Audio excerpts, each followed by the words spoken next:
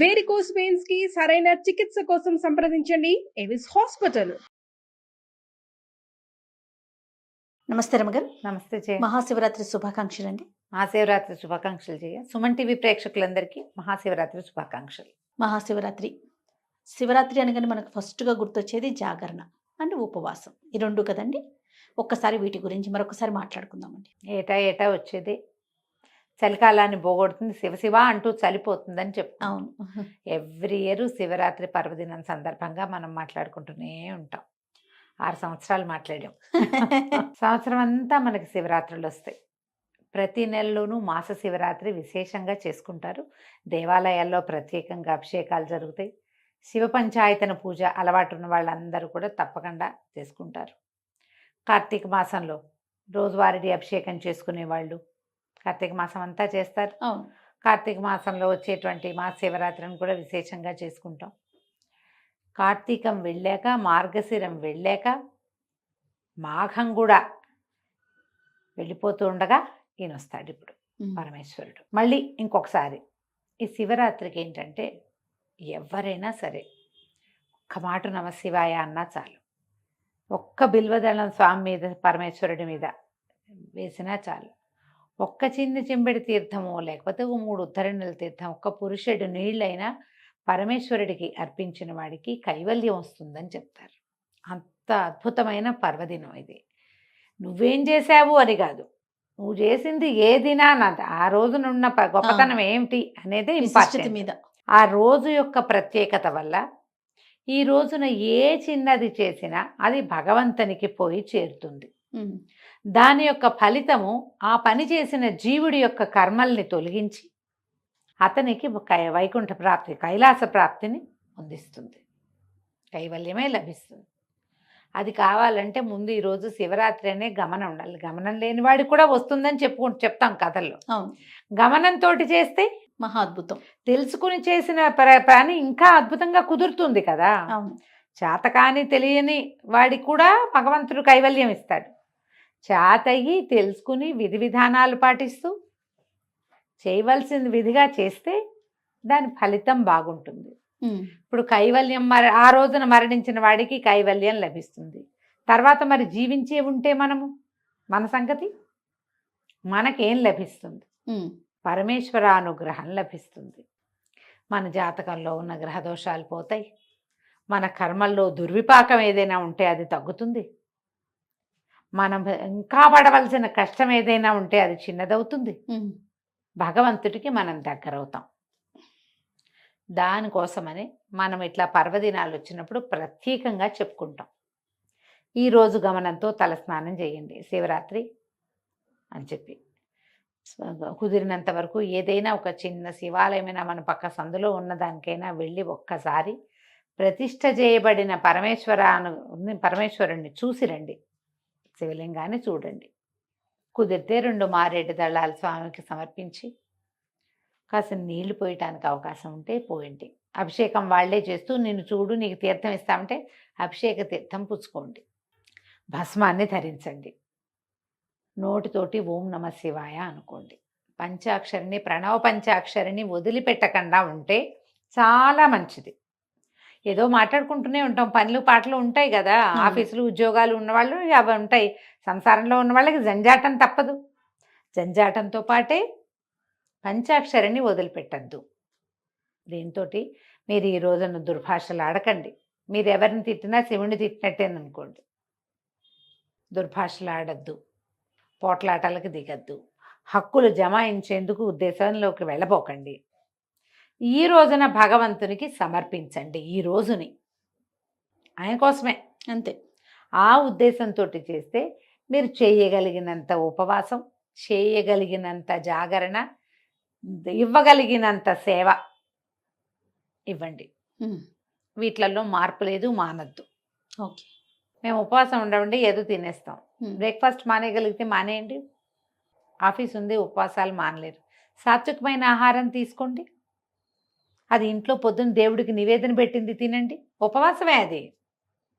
ఈయనకి అన్నం తినకూడదు లాంటివి ఏమంటారు, మనం ఏకాదశికి చెప్పినట్టుగా ధాన్యంలో మురాసురుడు ఉంటాడు కాబట్టి అన్నం వర్జేతన్నారు, అన్నం వర్జించమన్నారు. కానీ శివరాత్రికి అన్నం వర్జించాలన్న నియమం లేదు, ఆ మాట చెప్పటల్లా. ఉమ్. ఉపవాసం ఉండాలి. ఆ ఉపవసించేటప్పుడు అవకాశాన్ని బట్టి ఉపవసించండి. ఏదైనా పళ్ళు, ఫలాలు, పలహారము తీసుకోండి. శివనామస్మరణలో సమయం గడపండి చక్కగా. మేము మీ అవకాశాన్ని బట్టి ఇంట్లో ఏదైనా అభిషేకం చేసుకునే అవకాశం ఉంటే చక్కగా చేసుకోండి. పక్క ఇళ్లలోనో వెనకింట్లోనో మీ వాళ్ళు మేము ఏకాదశి రుద్రాభిషేకం చేసుకుంటున్నానంటే వాళ్ళ ఇంటికి ఎవడెళ్తాడని మానేయకండి. వాడి మొహం మనకు గిట్టకపోయినా సరే పిలిచారంటే వెళ్ళాలి, తెలిసిందంటే వెళ్ళాలి, అలా పెట్టుకోండి. ఇదే మనం భగవంతుడికి ఇవ్వగలిగేదమ్మా. శ్రద్ధ, ఆస్థ ఆ రెండే ఇస్తాం, అంతకంటే ఏం అక్కర్లా. అసలు ఆ రెండు ఇస్తే చాలు. ఎక్కడ అవకాశం ఉంటే అక్కడికి వెళ్ళండి. ఒక్కసారి వెళ్ళి అట్లా ఆ మంత్రం ఏదైనా మన చెవిని పడితే మనకు అర్థమైనా కాకపోయినా లోపల పేరుకునే మాలిన్యాలు పోతాయి. శివుడు అభిషేక ప్రియుడు, మనం ఎప్పుడు చెప్పుకుంటాం ఆ మాట. అలంకార ప్రియో విష్ణువు అభిషేక ప్రియ శివ. ఏం అక్కర్లేదు, ఒక చెంబెడు నీళ్ళే కావాలి. మీ చేత్తోటే పోసే అవకాశం లభించిందా మంచిది. ఈ ఉజ్జయిని అవి వెళ్ళామా జయ, ప్రతి చోట మేము ఎక్కడ మా ఇళ్లలో మేము మనమే శివలింగం మీద నీళ్లు పోయటం ఆడవాళ్ళకి సాధారణంగా ఇవ్వరు. ఇక్కడ శివాలయాల్లో కూడా నేను లోపలికి వెళ్ళి ముట్టుకోవటం అది నేను ఎప్పుడు చేయలే. శ్రీశైలంలోనూ అక్కడ స్పర్శ దర్శనం అవకాశం ఉన్న చోట మాత్రమే చేశాం, కానీ ఇంకెక్కడ నేను ముట్టుకునేదాన్ని కాదు. అక్కడ ఏ చీటి శివాలయంలోకి వెళ్ళినా సరే అన్ని శివాలయాలు ఇంత బుజ్జి రాగి చెంపిస్తారు వాళ్ళు. వారికి ఇవ్వండి అంటే అమ్మ మీరు కూడా తీసుకోండి నీళ్ళు పోయండి. పర్లి వైద్యనాథం వెళ్ళాం లాస్ట్ జనవరిలో, మనం చెప్పుకున్నాం వెళ్ళినప్పుడు. అదే మన షోలాపూర్ అవి కూడా వెళ్ళాము అప్పుడు. ఈ పర్లి వెళ్తే పెద్ద శివలింగం, వైద్యనాథ లింగం. నాన్న మా అబ్బాయి ఆయనకి ఇవ్వండి అంటే ఒప్పుకోలే. ఆ లోపల నర్చకుడు ఆయన నీళ్ళు పోస్తారు, మీరు పోయండి అమ్మా అని ఒక చెంపి అబ్బాయి అమ్మగారికి ఇవ్వు అని మా అబ్బాయితో ఆ చెంపు నా చేతికి ఇచ్చేదాకా ఆయన ఊరుకోలే. జ్యోతిర్లింగము చేతితో చేయకూడదు, మాకు శంకలు ఉన్నాయని నేను వెనక్కి ఉంటాను, ససేమిరా అన్నారు. పోయిండమ్మా ప్రణవ పంచాక్షరి చేసుకుంటూ వాళ్ళు రుద్రం చదువుతున్నారు, ఈయన చదువుతారు రుద్రం, అది నడుస్తుంది. నా దారిని నేను పోసుకున్నాను అనమాట నీళ్ళు. అసలు ఈ మొత్తం ఉజ్జయిన్లో ఏ శివాలయం లోపలికి వెళ్ళినా ఓ చెంబెడు నీళ్లు శివుడి మీద పోసి బయటకు వచ్చాం. వద్దంటే వాళ్ళు ఒప్పుకోలే. అక్కడ అలాంటి పద్ధతి ఉంది, మన దగ్గర ఆ విధానం లేదు. స్వయంగానే అభిషేకం చేసుకోవాలనే అనుకోకండి, అవకాశాన్ని బట్టి. మన దేవాలయాల్లో ఇక్కడ విధానం అర్చకుడిని అభిషేకం చేస్తారు. చూసి తరించండి అమ్మా చాలు, చూసినా చాలు. చూసి ఆ అభిషేక తీర్థం తీసుకుంటే అది కూడా సరిపోతుంది. మీ ఇంట్లో అవకాశం ఉంటే చూడండి, పక్కింట్లో దొరికితే లభిస్తే చూసుకోండి, లేకపోతే దేవాలయాలకు వెళ్ళే అవకాశం ఉంటే చూడండి. ఇవేవి లభించలేదు, టీవీలో చూడండి, హాయిగా ఉజ్జయినితో సహా అన్నీ చూపిస్తారు. అవును, అన్ని జ్యోతిర్లింగాల్లోనూ దర్శనం వస్తుంది. చక్కగా కూర్చుని చూసుకోండి హ్యాపీగా. సాధ్యమైనంత తక్కువ భుజించండి, పూర్తిగా మానేస్తే మరీ మంచిది. మారేడు దళాలు దొరికితే వాటితో అర్చించుకోండి. రాత్రికి ఉపవాసం, ఇది లింగోద్భవ కాలం వరకు ఉపవాసం ఉండటం మంచిది.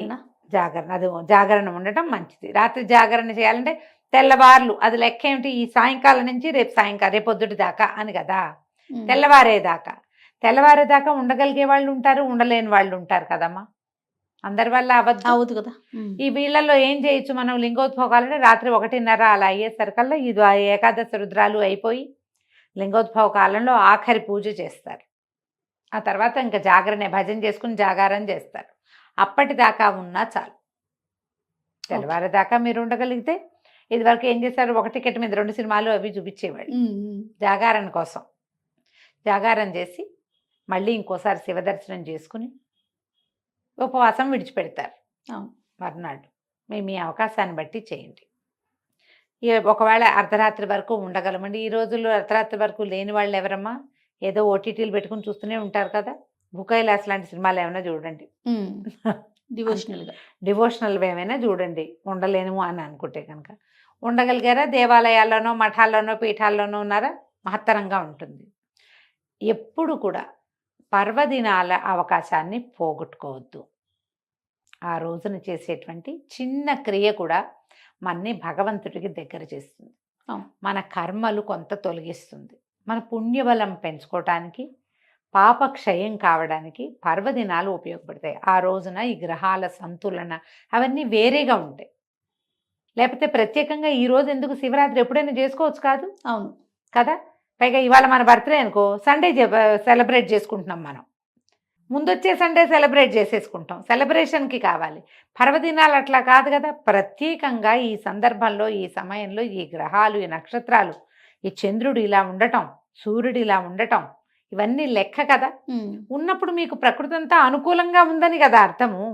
అలాంటప్పుడే మనం పూజ, మన ఉపవాసం అప్పుడు చేయాలి. కుదిరినప్పుడు చేసుకుంటాం. బర్త్డే లాగా, మ్యారేజ్ డే లాగా అనుకోవడానికి వీలు లేదు కదా. అవును. పర్వదినాలని సుసంపన్నం చేసుకోండి. తప్పకుండా. మహాశివరాత్రి పర్వదినం సంవత్సరానికి ఒక్కరోజు వస్తుంది. ఈ రోజున మీరు చేయగలిగినంత దానం చేయండి, చేయగలిగినంత శివధ్యానం చేయండి, చేయగలిగిన దర్శనం చేసుకోండి. ఏది మానకండి. ఓకే. వీటిలలో అన్నిటినీ ఏదో ఒకటి కొంచెమైనా అవకాశాన్ని బట్టి చేసుకోండి. చేసుకోండి. రైట్. నమస్తే రమ్య గారు. నమస్తే జయ.